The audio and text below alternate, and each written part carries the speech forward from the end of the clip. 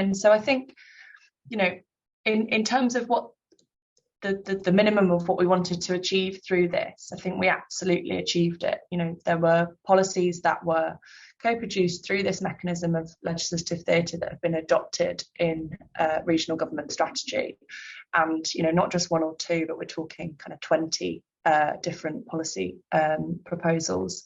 So on that measure, 100%, you know, really successful.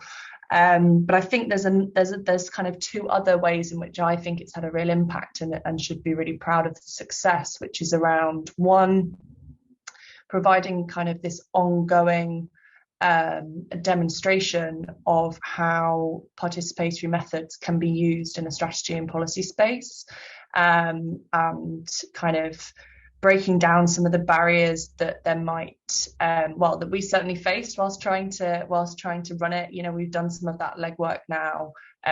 We've demonstrated that there are different ways that you can build a strategy. They might not always be easy, but there are ways that you can do that are more participatory and then deliver better value, you know, in terms of the input, the experience, the buy-in and the mandate for that piece of work. So I think that's something that you know, we all feel is a real success, and we've seen some of the fruits of that, you know, starting to build in terms of areas wanting to take on legislative theatre practice specifically elsewhere in England and in the UK, but also just co-production more generally.